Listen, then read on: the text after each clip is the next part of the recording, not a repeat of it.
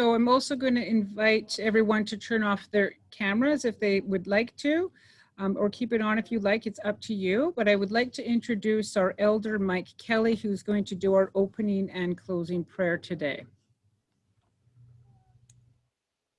Go ahead, Mike. He has to unmute. Unmute. There you go. Oh, there I'm on? You're on. Okie dokie. I'm just going to say a short prayer. And is there any topics that you want me to touch on?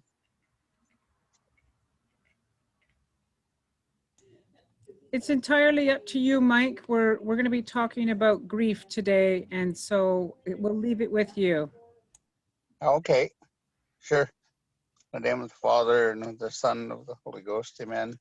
Heavenly Father, this territory coming to you, asking you to be with us today with our meeting here, Heavenly Father, that you're going to touch on all those that are in touch with the COVID virus today, and bless those that are left behind from the ones that have left us through the COVID.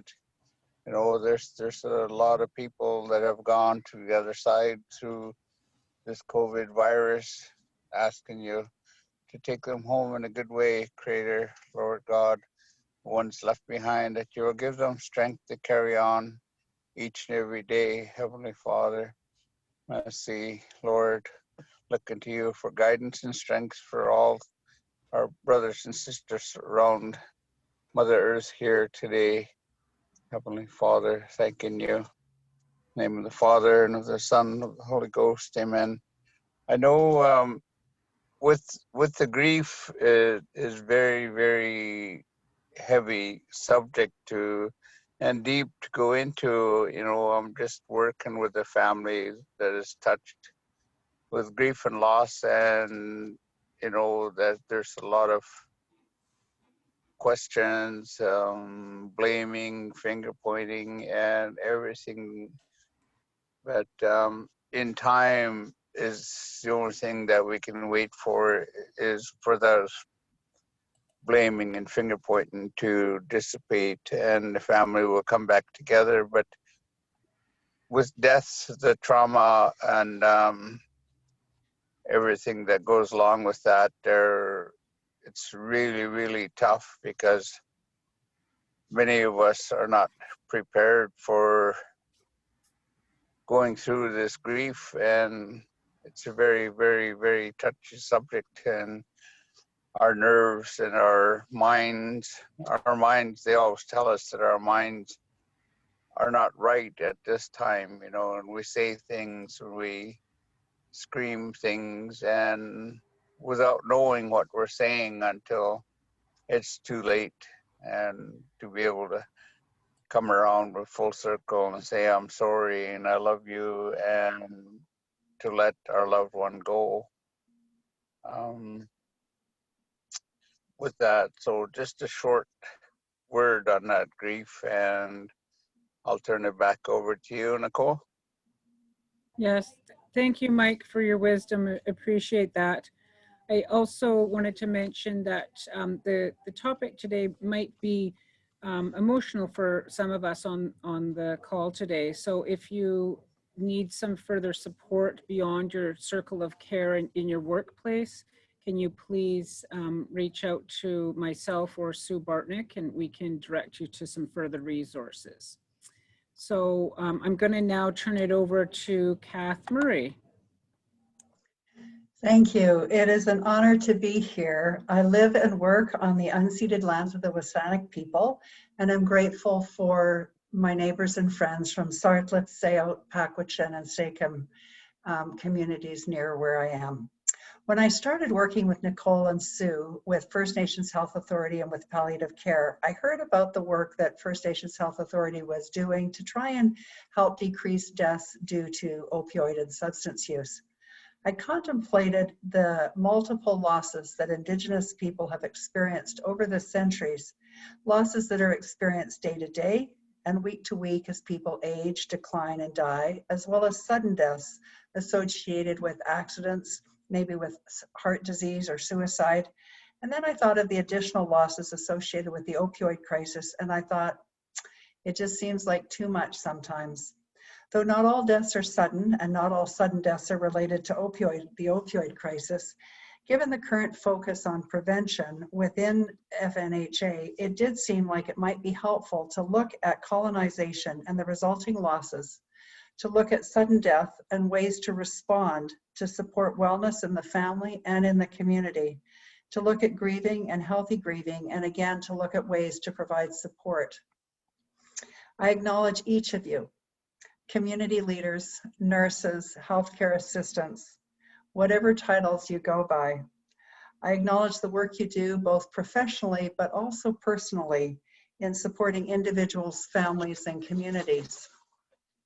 This past summer, Corrine Ironside, a healthcare assistant in Barrier, received the BC Centre for Palliative Care Prize for her submission to the Summer 2020 Challenge, looking at ways that HCAs were coping during COVID. Corrine and her colleagues took the wellness wheel and identified stresses from COVID-19, as well as strategies that they used to cope during COVID-19. I was delighted to talk to Corrine and hear her talk about her artwork. She talked about someone named Darien Thira, and she said that Darien had taught her about the wellness wheel and that it had changed her life. Well, I figured that someone who could teach such a profound concept and yet such a simple tool in a way that would change someone's life was someone that I wanted to know. So I contacted Darien. I learned about his decades of work with First Nation communities and his gratitude for working with and learning from First Nation people. I also appreciated his positive focus on strengths of the person and of the community, and invited him to help with and to provide this education series on sudden death. I'm excited for you to be able to access this three-part series from the comfort of your own communities. We do so want this to be for you. Please feel free to make comments in the chat box. If Darien's going too fast or too slow, let him know. Please feel free to ask questions, to make comments. You can comment when he asks and makes a break, and he's going to break in several parts of his presentation. Feel free again to just put your comments in the chat box. When this session is over, Nicole and Sue will be adding a poll and also sending you an evaluation. Please be blunt and let us know what's helpful and what wasn't helpful and what we can do to improve the presentation and our time with you next month, I mean. So welcome to Darien, and welcome to each of you. Darien? Thank you very much. That was a lovely invitation. I only hope I can live up to the gifts you offered. My name is Darien. I'm very grateful to be here with you. And I hope the question you're wondering is, why is there a white guy at the front of this? I'd normally say front of this room, but here we are in front of the camera, which is a very important question as we explore wellness in the Indigenous communities in which we're working and from which many of us come. And so I want to let you know a bit about who I am and why I'm here, and then I'll move into what we're going to work on together. So I'd like to start by sharing my deep gratitude for being here, being on unceded territories here, and visiting through the internet your territories, and have the honor of being a guest on your lands, wherever you are. I've been doing this kind of work for about 25 years, and my official credential is I am a clinical psychologist. But far more important than that, I've got the PhD and all that stuff. Far more important is I've spent the last 25 years listening to elders who have honored me with their teachings. They've told me what communities need and what they don't need. They tell me what healing looks like and what it doesn't look like. And I've had the honor of working with children who have told me what they need and what they don't need, and with youth and with adults, parents. And I was taught a long time ago that when someone gives you a gift, it's your responsibility to pass it on. So I hope as I share with you in our next 3 visits, You'll be hearing the voices of the many, many people I've had the honor to spend time with. When I'm not doing workshops like this, I teach at 2 different universities and do social justice related teaching. I also work before COVID across the country in communities doing grassroots work. And I also have a private practice with clients, and I work with counselors and others as a supervisor as well. And all of them have offered me teachings, sometimes kindly and sometimes more fiercely, but I'm grateful for all of them. As I mentioned a moment ago, I'm not Indigenous. You could probably tell by my beautiful nose that I am Jewish, but only Jews can make that joke. They're jokes that only can be made by people in their own cultural community. So I don't have an expertise in culture. The job of a counselor isn't to tell people what to do. The job of a counselor, or tell people how they should see their life. The job of a counselor is to ask the right questions. And so I hope as I share with you, I'll be sharing the answers that so many people have given me as I ask questions. What I do share with the communities with whom I spend time is a Holocaust. I lost 99% of my family to the Holocaust. They were stolen from all of us. And the same is true for so many people who have survived the Holocaust of colonization in Canada. So I do share the intergenerational wound. I do share some of that trauma indeed. I also have my own trauma histories, and I have lost people who are important to me, as many of you have. And so this we have in common, despite the cultural differences. So I'm hoping that as we go, you'll correct me if I say anything that is incorrect on the grounds that I'm ignorant, not that in any way do I wish to be rude. So our topic today, of the first of 3, is going to be mostly in our heads and in our hands. We're going to be understanding sudden death. What makes sudden death different from a natural death? We'll talk about colonization, because to speak about sudden deaths within Indigenous communities makes no sense if we don't consider their role and how they fit into colonization. We're going to identify a response protocol that will help support a community to make sure that everyone who needs to be taken care of is being taken care of if there has been a sudden death. Because many of us are thinking, am I doing the right thing? Am I missing anything? So that will hopefully give us a chance to say, okay, I've got a checklist I can work with. And we'll close our day by looking at a 3-step crisis intervention or trauma prevention tool, just to remind us about how to sit with and talk to someone who is in that first shock state following a sudden death. How do we make sure they can bridge to the future and not be trapped in trauma? So as you can see, it's going to be a fairly full hour. In our next session, we're going to look at the 3 trauma reactions that people have as it relates to sudden death and other traumas, and how that plays a role in the whole community. So we'll be exploring trauma, and then we're going to follow for the second part of the second section on how can we help the community actually offer each other the help that they always have. 200 years ago, there were not settler helpers. The helpers all came from within the community. How do we help the community reclaim that role with one another, which is actually the antidote to colonization? And so the tragedy of a sudden death can actually lead to a strengthening of community, and we'll explore that on session 2. So we're working there with our hearts very much. And in section 3, we're going to be looking, going from our hearts into our hands again. We'll look at the 3 obstacles to healthy grief. We'll be looking at shame, guilt, and blame, and how they interfere in healthy grieving, and how to confront those. And then we'll take a look at 4 different ways that people heal culturally, that people have been healing from grief in communities for thousands and thousands and thousands of years. And so we're just going to review what those paths are so we can help people walk the path that's right for them.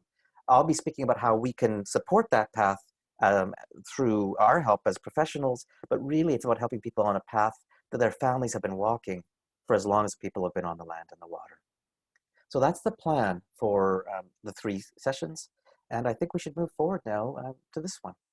So we're going to start with just a reminder. This was raised by the people who spoke earlier about the reminder of staying safe. So I'm going to ask you. I'm sorry to interrupt. It's Nicole. I think you're not sharing your screen at the moment. Oh my gosh, really? Yeah, that's okay. All right, let me just, thank you for that. I think, Yeah. oh, I was asked to unshare it, and here we are. Let's share it again now. All right. Can you see it now? Yes, we can. Thank you. Okay, fantastic. All right, so actually, this is just what we were talking about. Just have a look. Thank you for that. That would have been a shame to miss that through our time together. So this is what our sessions will look like. And I'm just going to move on to the reminder to please keep yourself safe. All of you are doing work where you're surrounded by people in distress, people who are suffering. So you found your ways to stay safe, and please carry those tools here today. If you need to zone out, we'll never know. If you need to take a break, that's okay too, whether it's behind your eyes or stepping away from your desk. If you find that something comes up that you really need to talk to someone about, please reach out. Use whatever tools to relax, to deactivate if you're triggered into a reaction. Whatever tools you use in your workplace, please use here. And just a reminder that this is a training group and not a healing circle. So I'm going to ask that those who do ask questions and share, that we not share our personal stories. We don't have the time in our hour to give you the honor that you deserve, to respect your story. And so please hold those in your heart and find the right place where people can actually give you the real respect that your stories deserve. And of course, keeping the stories confidential. So let's start with a question. I'd like to ask you, what is it that makes sudden deaths different from one that's been anticipated? Oh, there we go. Oh, hang on. It looks like the sharing has stopped, which is odd. Moment. Here we go. Could you see the screen again? Can someone let me know if you see the screen again? Yes. Yes. Okay, great. So I'd like to ask you, what is the difference between a sudden death and an anticipated one? How does it affect the community differently? And just feel free to take off your mute and jump in. Darien, while you're doing that and while people are putting their comments in chat, oh, yes. Did you want Nicole to do the poll with where people are from, or are you okay to just keep moving on? We know that we do have some people from north and from Savannah, Fort St. James area, north of there, the island and Lillooet and the valley area, the mainland. Would you like her to run the poll or just hold it for now, seeing as you've done such a nice job of getting going? Well, if it'd be useful for statistics too, so we can run programs like this again, then I think a poll could be useful. If people could just fill it in on the fly, that would be marvelous. If that's possible. Amy said she tried calling the doctor who did the surgery. She just left a message. Oh. I've just launched the poll. I've just asked if everybody else could mute. I can hear some people.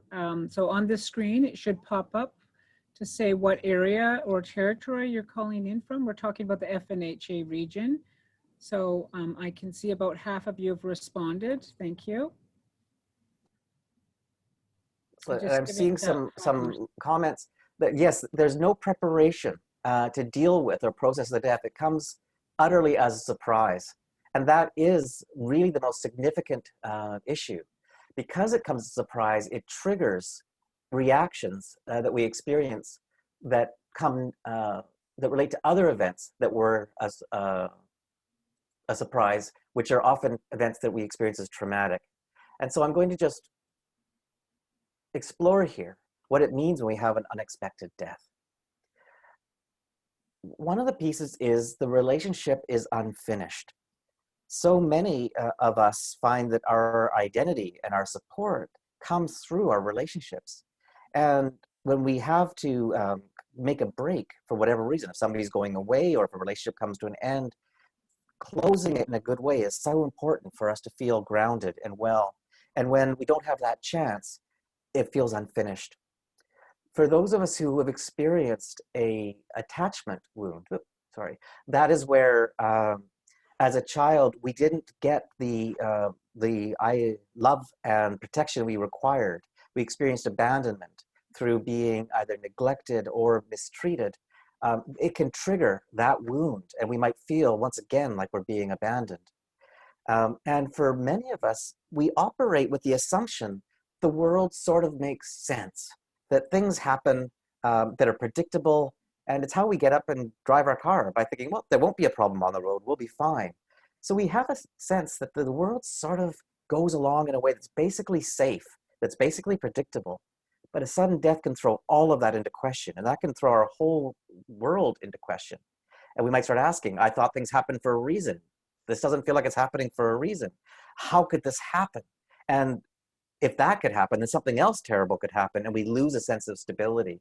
So all of this can come from sudden deaths. In the case of a death by suicide, we have all kinds of unanswered questions. Why did they do it? And how did that happen? That gets added to the list. And there are psychiatric impacts, because I know many of you are nurses, so I'm just going to offer a quick view of a psychiatric view. And there are symptoms of depression and anxiety symptoms. We're going to be speaking in our next visit about why we shouldn't confuse grief with depression or anxiety. It's actually grief, but nonetheless, people will often use the language of mental health when they describe the symptoms. Some people will find that they cope with the pain of the grief with substances or certain behavior that create problems in their lives. And again, we're talking about that as a way of coping with the grief. Rather than being a problem in itself, it's actually a solution to the grief. But unfortunately, the side effects are terrible. And then other problematic grief reactions are trauma, and we'll be addressing that in our next session in much greater detail. So I'm hoping what this offers us is a sense that sudden deaths are different than anticipated deaths. So we need to spend a little bit of time talking about how to support the community through these, rather than through anticipated deaths, because after all, the communities have been dealing with anticipated deaths forever. They've even been dealing with some sudden deaths. These happen. These always have happened. The difference is there are far more sudden deaths now.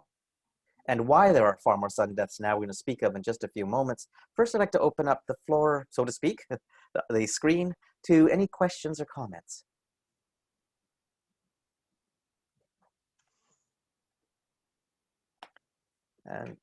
And I know somebody is scanning the chat for us. If they could take a look to make sure there's no chats, or if there are any chats, I should say, coming through. Darien, there's no chat messages at this moment. Okay. But I'll keep an eye out for them if there's any that come up. Fair enough then. Hello. Hello. There's much more blame and shame happening.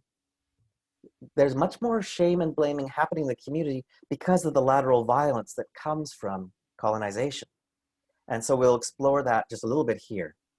So the first thing is I want to just define colonization as different than battles and wars, because there were battles between different nations before the settlers came, the European settlers I'm speaking of. But they weren't colonizing. Colonization is when one group takes another group and twists their heart, mind, body, and spirit for their own convenience. They are interested in destroying a people and replacing it with some kind of version of slave. And that's what colonization was about, in order to claim the land, to create a cheap labor force, and to demonstrate that the settlers were superior. And this is important because it means that most of the family and community problems are the result of colonization. They're not natural to the community. When we look around the community, was there suicide before colonization? Of course, but not like today. Was there violence in families? Probably, but not like there is today. The problems we see don't come from the community, they don't come from the land, they don't come from the water, they don't come from culture, they don't come from spirit. They come from the outside. And colonization is a form of social and psychological epidemic that came with the diseases as well. So I'm going to very briefly offer a tour of like a history of the 4 ways of colonization, because we need to be aware that when people are struggling, we shouldn't say, oh, they have the problem. We have to come to recognize they're responding naturally to the impacts of colonization. So let's explore that briefly. The epidemics did terrible harm. They killed up to 90% of communities in British Columbia. 90% died in the epidemics over a period of about 100 years. But even after the epidemic, some of which were intentional because of poison blankets, early biological warfare from the Europeans, but some were accidental. And after the epidemics, the next waves we're going to be looking at were entirely intentional. The first wave is the relocations, the creation of reserve settlements and villages. There are reserves in the south, there are villages in the far north and in Quebec, and for the Métis settlements. But in every case, a nation was shrunk down to a municipality. Families that lived in different places all were crammed into a little pressure cooker called a reserve. And it's become so striking now that if you ask a young person, tell me about your land, they'll describe their reserve. They won't describe the territory of their nation because they've been taught that they are a municipality rather than a nation. And when there was relocations that we know of away from the traditional territories and the creation of these small settlement, basically prisons called reserves, a lot was stolen from the community. I used to say, ask when I was working with groups, what was lost with the creation of reserves? And an elder said to me, excuse me, we are not a careless people. We did not lose our land, our way of life, and our culture. They were stolen from us. So the question is, what was stolen from reserve settlements and villages? And as you can see in the slide, a great deal. And this is deeper than just, oh, this happened to the community. And I'll give you some examples. With the theft of territory, what was also stolen was an economy, because it's been replaced. The land was now used for mines and forestry and cities and farming. And so the end result was that a traditional economy was destroyed, which creates poverty. And people who are poor can only afford cheap food. And cheap food leads to type 2 diabetes. And when people don't live the traditional way of being out on the land, but they're actually home and stuck in a reserve, you get an epidemic of diabetes. I believe that type 2 diabetes is not actually a health problem. It's actually a colonial violation played out on the body. And this is why you have so many people who will not comply with the medical system, because compliance means being told what to do by the very people who took away the land, took away the economy, which led to diabetes in the first place. So if we start thinking about the many problems of community, the conflict between families comes because those families were never meant to live in the same community. They all lived in their own territory. They came together for marriage, for ceremony, for politics, then they separated to their own territories again. But once you lock them all together, you have conflict. The next wave we're going to be describing is the theft of rights and the criminalization of culture. It was against the law to practice traditional ceremony, against the law to practice the spiritual tradition, unless it was Christian.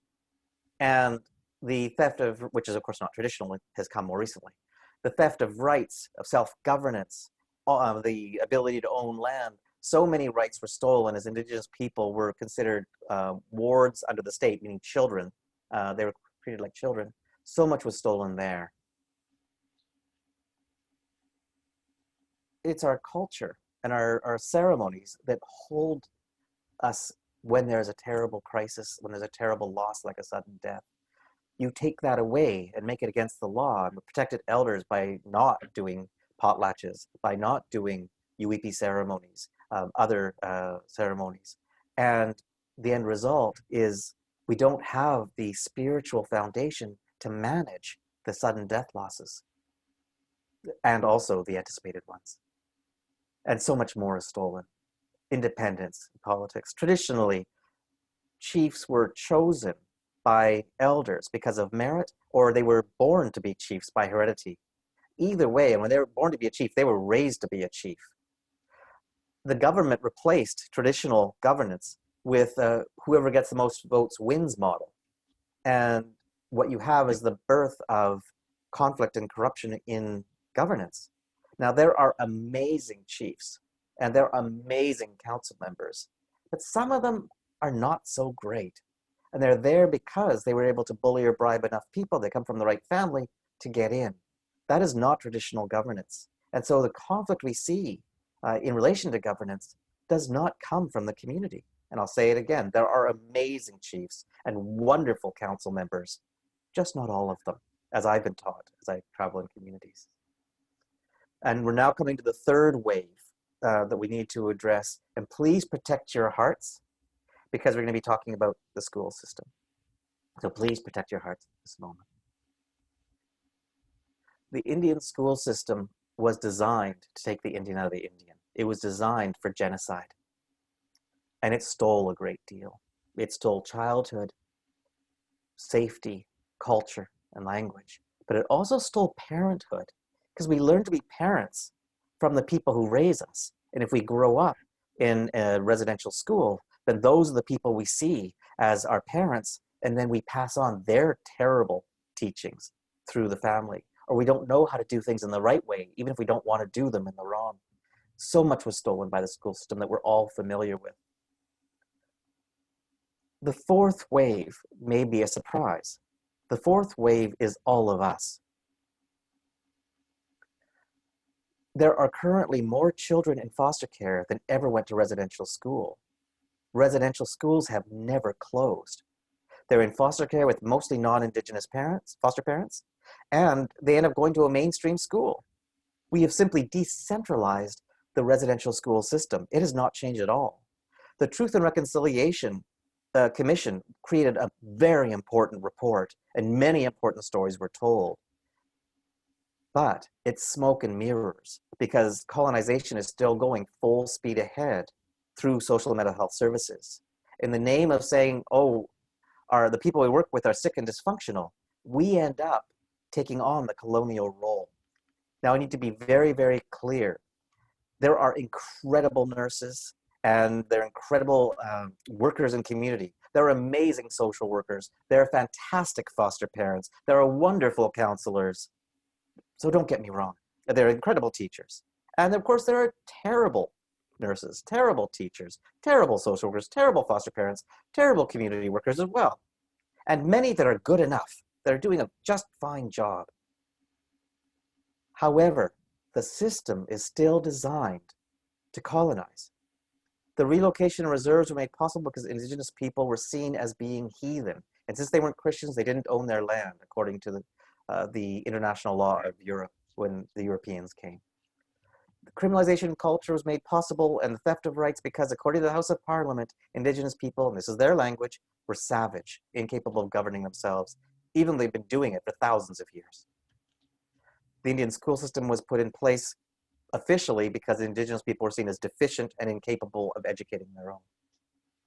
And now social and mental health services kicks in on the grounds that Indigenous people are sick and dysfunction, and they need the help of experts who are given their credentials by the colonizer.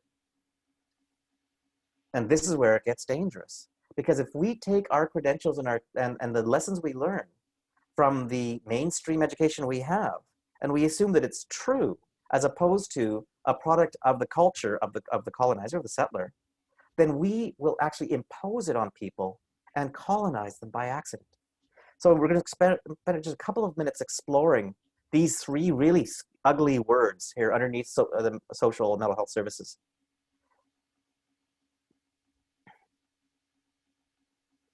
First, I just going to see if there's any comments, because what I'm saying is a bit shocking.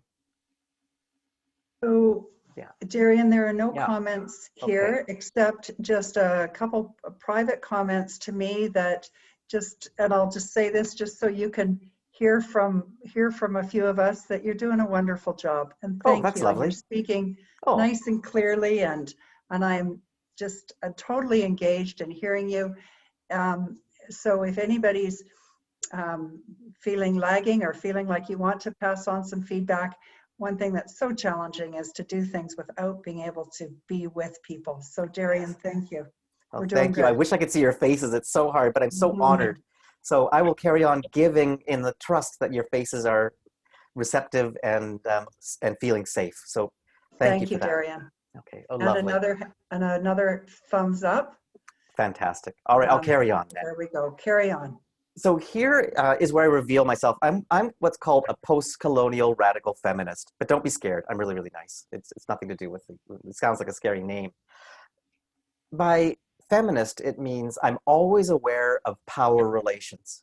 Who holds power and who benefits from anything, and who is being oppressed, whether intentionally or unintentionally. That's what I'm always paying attention to. That's the feminist element. In terms of the post-colonial, it's a very important word. And so I'm going to share a bit of what it means to me by saying first, it doesn't mean colonization is over, not at all. It means trying to talk with one another without colonizing each other. And I'll share what I mean by talking about the 3 different ways people meet me when I work in communities. Here's the first response I get when I sometimes get in community. I'll come to a community and I'll get this response. Who the F are you to think that you can be the cure? You're the disease. It's people like you that created all these problems. Why should you even be here? And that is actually a very appropriate response. And that's why I said at the beginning, you should notice the fact that I'm a white person in the front. So you decided what to make of me, because I am a settler. I am from the outside. And it's very important that you don't think that I know better, because I don't. So that's the response to one. I remember I was working in a wellness center and an elder came in and he was there to change his relationship with substances. And he was a cowboy. He had the cowboy boots that were battered. He had the jeans that were not acid washed. They were actually, bleached from being out and working in them. He had the shirts with those lovely little mother of pearl, clips on them. And he had the cowboy hat. And he came in and he leaned in when he met me. And he looked at me and said, "You know what my grandfather taught me?" And I said, no, that was years ago. I said, "Please tell me, what did your grandfather teach you?" He looked at me and said, "Never trust a white man." And he had this little grin on his face. And my response was, your grandfather is brilliant. Never trust a white man because he's white. Trust him if he's safe and if he's useful. How many white men have said, "Hey, my credentials is I'm a white man. That makes me an expert at whatever I'm talking about," and have made a terrible mess of the community? So that's one response I get. Another response that is also a colonial response. The first one is defensive, and I respect it very much. The second one are the people who went to the school system and they believed what they heard about white people knowing everything, settlers know everything, and the community knowing nothing. And they say this, "Oh, thank goodness, the experts come. You have a university education, save us. We'll pay you anything, just fix us." Because they believed that they have no gifts to carry, because that's what they received from the colonizer. They were told, "You have no gifts. We have the gifts, and we may give you a few if you do what we tell you." And that is a second colonial response.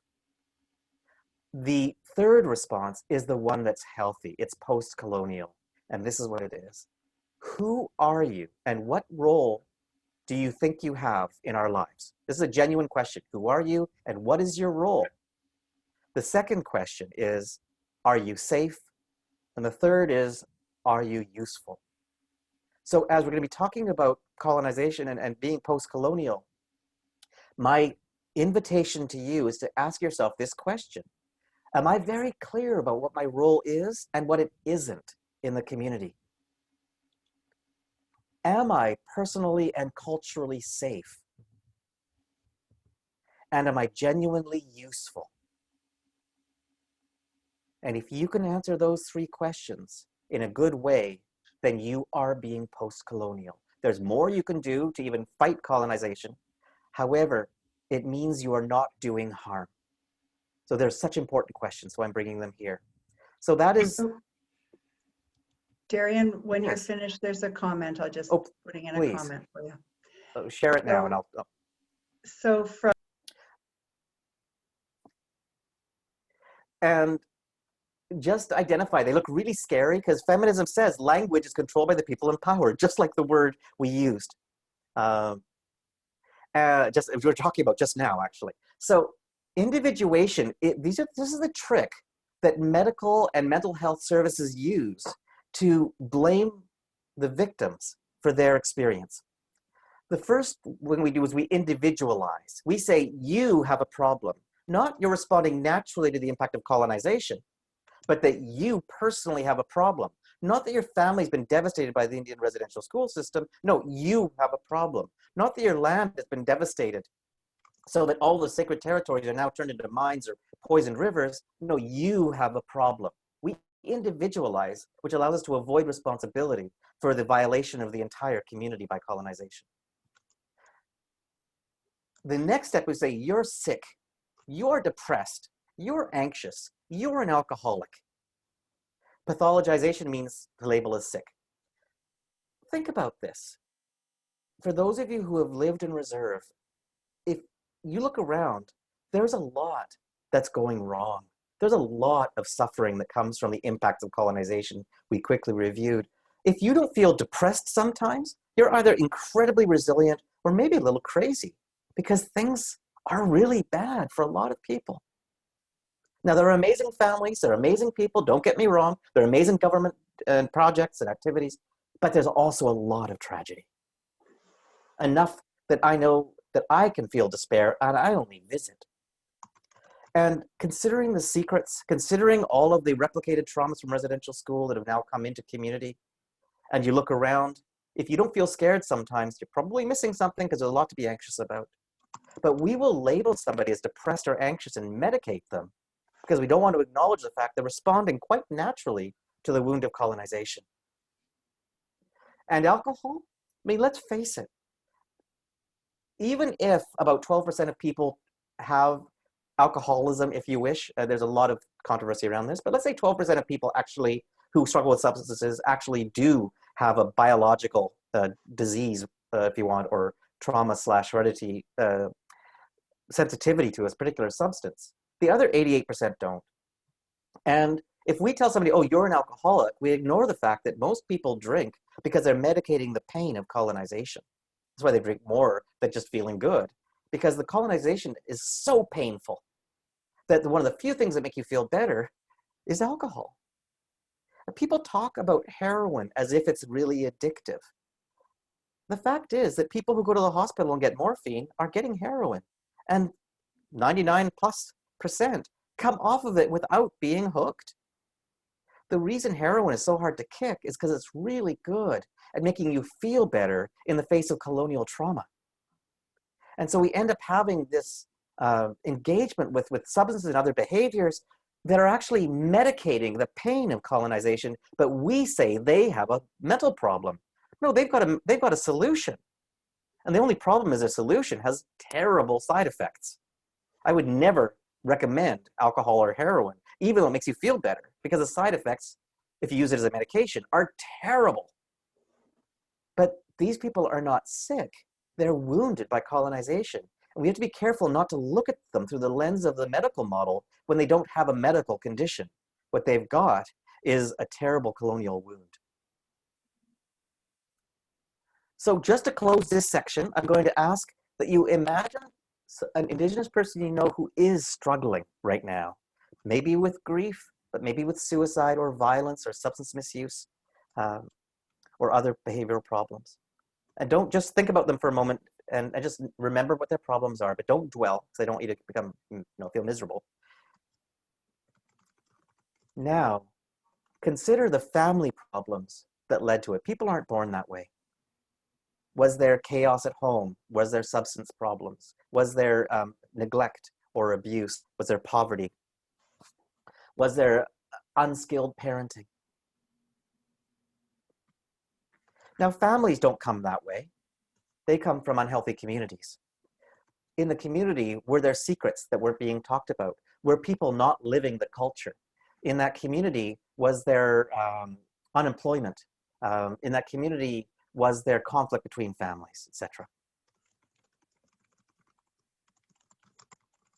And now, can you link the community problems to colonization, to the 4 waves of colonization, this model I'm using? Does colonization lead to community problems, to family problems, to the personal problems? If so, then there's a very good chance this person does not have any mental illness at all. What they have is the impacts of colonization. And this is important because it means they don't need a medical expert, except to deal with a medical relevant issue. What they need is healing. And culture has always been the primary force of healing. Doctors are for illness. Nurses are specialists in illness and injury. But communities have always been the experts in culture. And that is what heals colonization. So we have to be so careful not to individualize, pathologize, and medicalize and say, oh, you are sick and you got a brain problem. We better medicate you or do this treatment or find what is the most recommended treatment according to some psychiatric association. Instead, recognize that what we need to do is heal the community from trauma of colonization. And I'm going to argue next time we meet that trauma is one of the major psychological consequences of colonization. So that's the closing of this section. I'm going to ask if anybody has any comments or questions. They can either chat or speak. Hello. Hello. Yeah, it's Leona Lynette again. Lovely. So our third topic is if the community is struggling with colonization, which we know our communities are, the communities are, I shouldn't say our, forgive me, communities are, then how do we support the communities to manage in the face of a sudden death? And so we're going to move on to talk about how to respond to a critical incident in a community. And this covers, is more broad than simply a sudden death. It could be, I was in a community recently where we did this when there was a suicide attempt, but it was very public. And so that's a critical incident. Even though the person survived, we're grateful to say, nonetheless, it was a public event and there was still a critical incident. But we're going to address this now, just to make sure that the infrastructure is there. Because if this was 200 years ago, the infrastructure was there. But because of colonization, so much has been stolen. We need to make sure we're checking in to cover what should be there. So I'm going to offer a model about a critical incident. It's any terrible event that impacts the community as a whole. And it therefore requires the entire community to be engaged. The goal of a protocol to address a critical incident is to help the community as a whole. So we're not necessarily focusing on individuals, we're focusing on the community. We step back and make sure the whole community is being held and supported in this transition time. And so I'm going to offer you just a quick tour of a protocol and how to create one. And this is in the manual that I hope all of you have a copy of that's sent to you. Oh, by the way, if you like what I'm saying about colonization and the stuff about wellness we may or may not be able to cover, if you email me, I'll be happy to send you manuals on a variety of topics around wellness and healing. So just let me know. So the first question we're going to address is, who do we need to administrate a critical incident response protocol? And because of our timing, I'm going to lecture this. It's because I want you to have a chance to do something practice together before we're done. I like to have some skills in our hands. And the answer is very simply, we need an administrator. So what I'm going to encourage you to do in the communities in which you work is to, before there's another sudden death, identify a protocol administrator. And in the manuals you have, it's described. And what do they need to do? They basically have 3 tasks. The first task is to engage, the administrator is somebody who helps the facilitators do their job. So a facilitator does the community work. The administrator is in the background supporting the facilitators. Fancy words. An administrator supports the facilitator. The administrator is not doing support work with community members. They're not sitting with families. They're not sitting with individuals. They aren't doing direct care. They are administrators only. So their job is to stay out of all the action, because that way they can see the big picture while everyone else is deeply involved in the community on the ground. So what I'm getting at is it doesn't have to be a clinician. In fact, better maybe it's not a clinician, because clinicians have so much more to do on the ground. They'll get distracted from the administration role. Oops. The second step is that they have to do is check to make sure all the resources are in place, or what are the gaps. So they have the big picture view. Oh my gosh, this person has, this job is empty, that we haven't hired a new person yet. We better make sure their role is taken care of in this immediate crisis. Or this counselor is a wonderful counselor, but the sudden death directly impacted them because as a member of the family, we need to find a different person to take on the role because they're in the middle of their grief right now. They can't serve as a counselor or as a nurse at this moment, or in whatever other roles they serve. And finally, their job is to offer encouragement and support to the people who are doing the service providing. So as you can see, they stand in the background and make sure everything happens. But that's it. They don't go in to the actual work on the ground. And the facilitators are the ones who do that. And it could be service providers like yourselves. And if there's a community response team, which is a group of people who have been trained to take on a response if there is a critical incident. Some communities have this role. It's a beautiful role to have. They're kind of like a group of paramedics of the heart, but they're like the first responders in many communities. They're a mixture of paid people and volunteers together working to make it happen. That's the community response team. But otherwise, service providers, if there is no response team yet. And they're the ones who do the work. And healthy elders and clergy as well. What's important here is this group should already know who they are before the critical incident. So it's important that they already say, oh, I know if there is a sudden death or some other critical incident, that I'm on the team and I'm going to get active. I already know what my role is. So the administrator will plan ahead of time and work with this folks so you become a response team together. Individuals need to be identified and protected. People at risk, when there's a sudden death, if it's a suicide death, then other people who might be suicidal or good friends of the person who ended their life, they would be the people we're talking about. In the case of a sudden death through a drug overdose, then other users who might be friends or with that person who was passed, we need to reach out to them. One, because we want to make sure they don't actually still have more of the same package, and also because they're likely to be impacted. And they aren't the kind of folks who might reach out for help. And this is a little bit different, so I'm going to bring the next one up here. We provide outreach and assessments for people who may not be the people who normally come and seek help in the time of crisis. They're in many ways the ones most at risk because they don't have a support system. And so this is where we actually have to leave our offices and reach out and find those people and check in to make sure they're safe. I'm hoping that makes sense. Can someone put a thumb up if I'm making sense? Because these aren't the people who normally reach out, we need to reach out to them when there is a critical incident. Oh, yep, good. I'm seeing at least one hand. Oh, good. Thank you. Thank you. Thank you. Wonderful. So we're now going to look at community level activities. Obviously, providing spiritual support and ceremony, these are where the elders and clergy play such an essential role because they are the spiritual foundation of the community. They're the ones who show us how to live in a good way and how to respond to a death loss in a good way.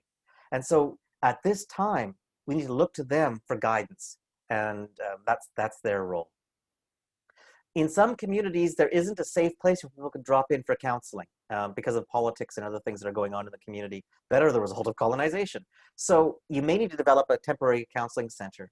This is particularly the case if it was a young person who died and they know a lot of people who are in the local school, if there is a local school, and they need to have the students, you have a place where they can go in the school where they could drop in and talk and get support because they're not likely to come out and go to a health center or to another place for that.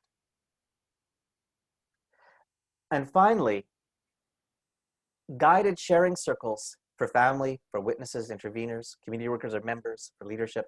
That's terrifically important. And I'm going to be addressing the issue of how to run a healthy circle shortly because circles aren't always healthy. And I'm going to offer a structure that's useful in the case of a critical incident, in the case of a sudden death.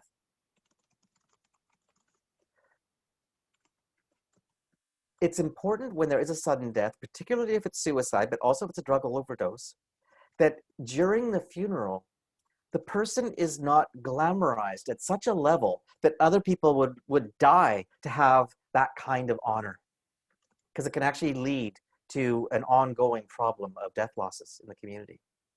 So in these cases, somebody needs to stand up, and ideally it's a family member or an elder, and say, we really miss this person. We wish they'd come and got help from us before they passed. We'd so much rather, and anybody else who is suffering, please reach out. We want to love you while you're alive, not miss you now you're gone.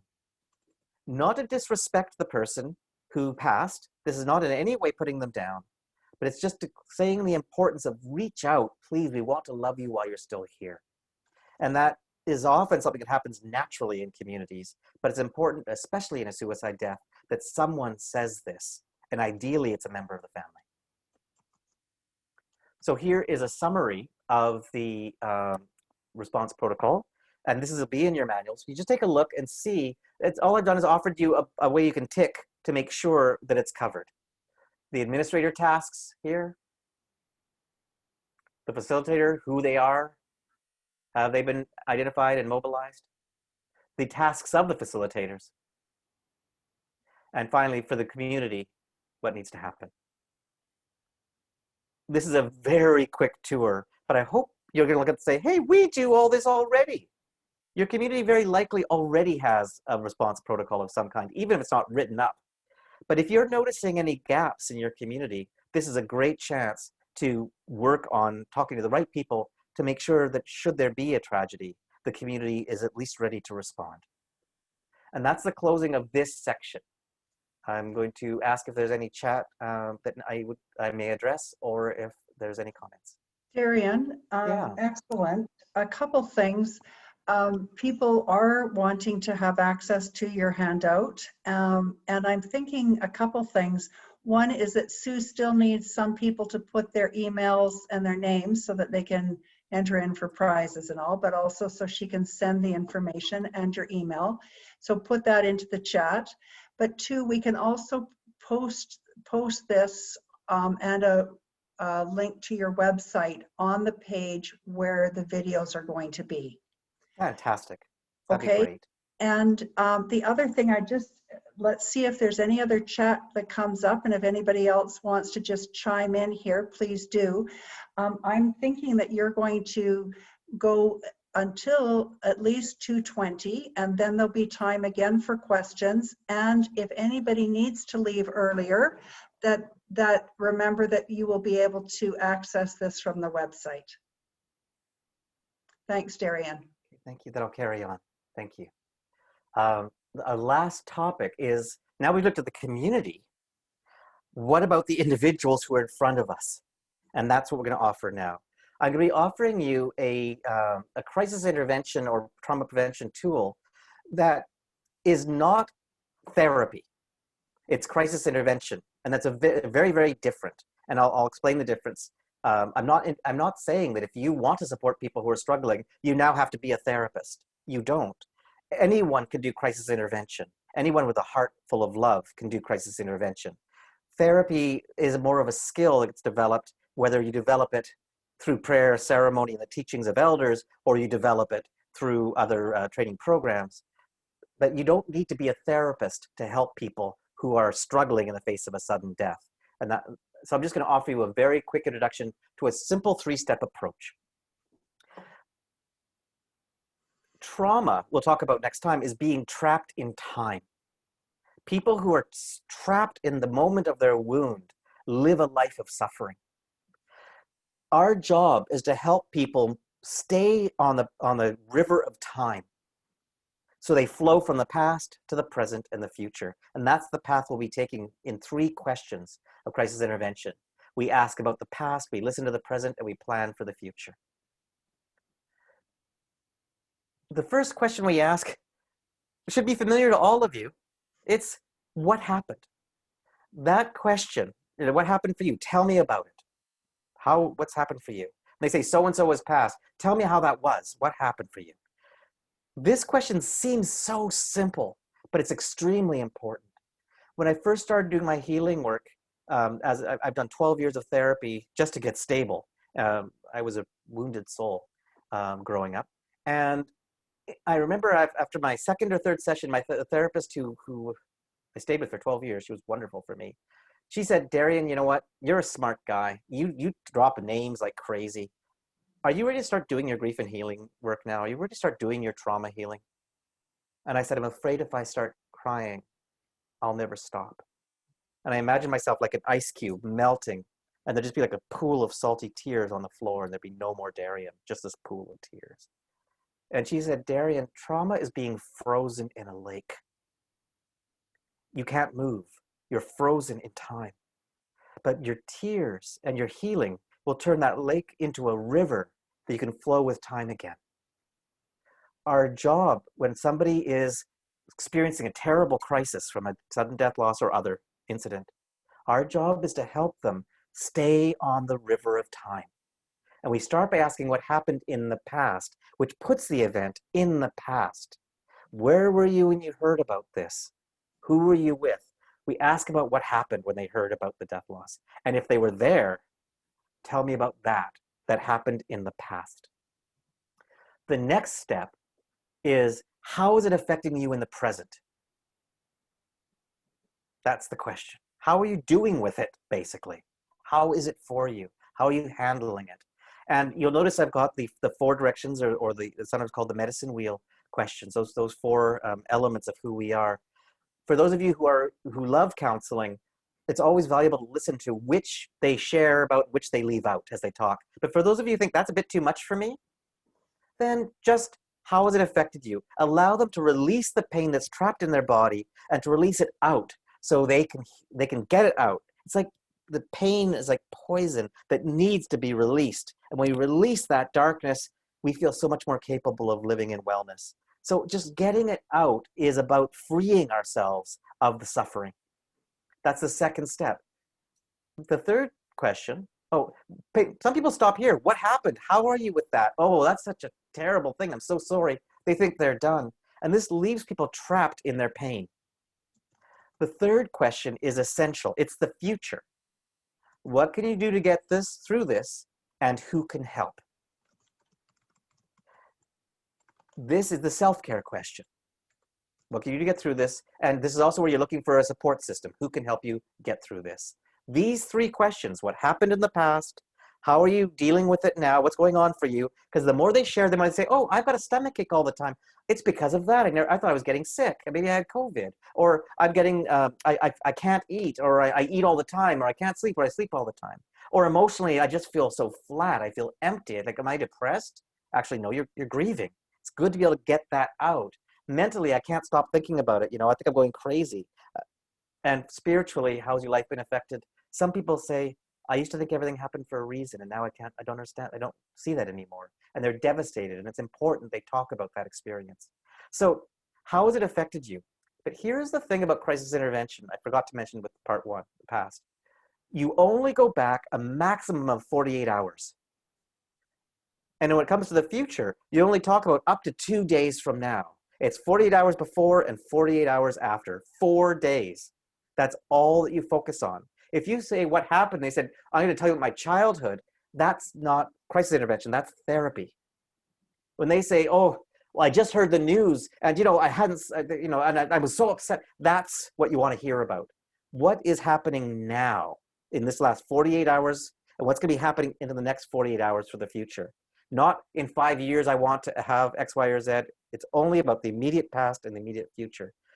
And that frees us up from having to do all this healing work when somebody's in crisis. We simply focus on the trigger of the crisis, what happened, what the crisis is like for the person, and how they're going to get out of the crisis. Those are the 3 steps alone. Can I just get a thumbs up to see if this makes sense? Because it's very different than therapy, and I want to let you off the hook of thinking you have to be a therapist to help people. Darien, so Yeah. there's a number of thumbs ups that are going up. I also Great. just want to say that a number of the nurses are also saying how they are taking notes, or a number of the people. I've had a few comments.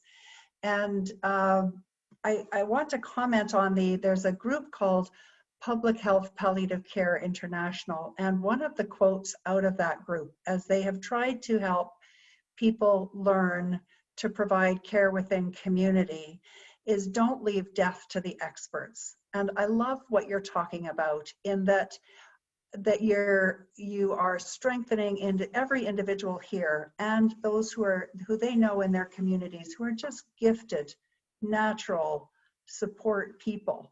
These are all so practical, and I am just Heichka, I'm giving thanks for you in sharing such practical pieces.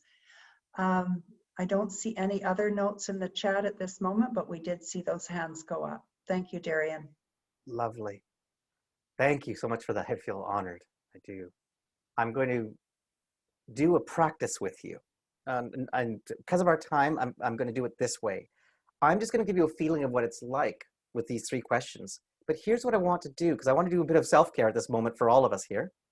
I want you to think about one of the best things that ever happened in your life. Not a mixed blessing, but a truly one of the very best things that ever happened to you. So just take a moment to think about it. For me, it's without a question the birth of my daughter. That is without question the most important and wonderful moment of my life. I wasn't doing the hard work, my partner was, but you know, the moment was still very important for me. So think about a great thing that's happened. And I'm just going to ask you, following these 3 questions, just so you can get the feel of what it's like to hear the questions. And that will help you ask them in the future. So here's the first thing. What was that great thing that happened? And just, you can answer it in your own mind. You don't need to answer it out loud. This is just for you. So in your own mind, answer, what was that great thing happened? Birth of my daughter, for me. For me, it was a shock because we didn't go to the birth practice training because the nurse who taught it, unfortunately, was an operation room nurse, and she loved telling kind of these war stories about horrible births. She terrified us, and so we never went back. It was not the right person to teach that particular session. So it was totally unexpected, and it was incredible, terrifying, and amazing. The next question is, how did it affect you? That wonderful experience. Physically, I felt like 1,000 pounds were off my shoulder because the baby was there and she was healthy and the mom was okay. And what a relief. Emotionally, I felt incredible relief and such excitement.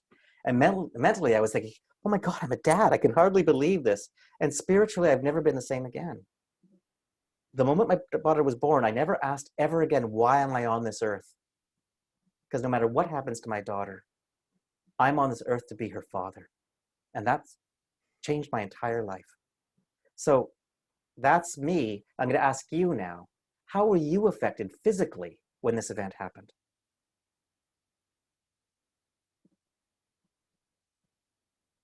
In your body, what was that like, this wonderful experience in your body? What were your emotions? What did you feel in your heart when this wonderful event took place? What thoughts did it create for you? What thoughts came to you in the face of this wonderful experience?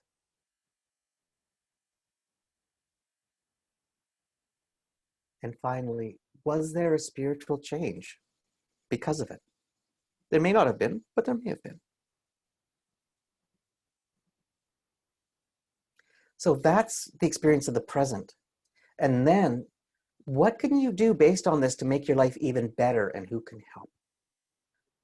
So for me, when I was with my second long-term partner, what I did to make life better is, because I travel so much for my work, when I came home, I would always go out for a meal or for a walk with my daughter, even before I spent a lot of quality time with my my partner. My daughter, she understood this, came first.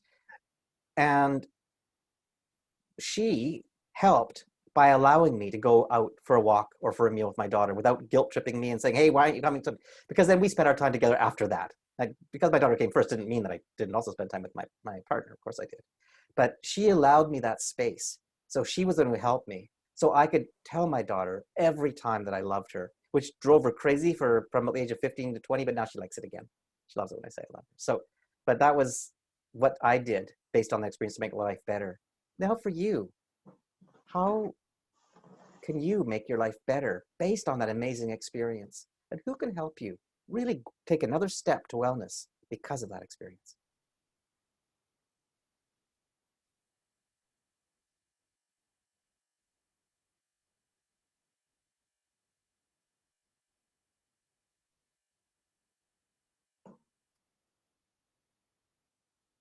Now that's the closing to this section. Well, I've got about 5 minutes left, and I'm sorry I've gone so long, but I hope it was useful.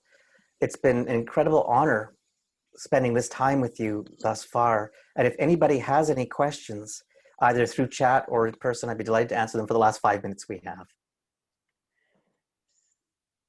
So Sue has written, what a great activity to do with friends and families, and thank you.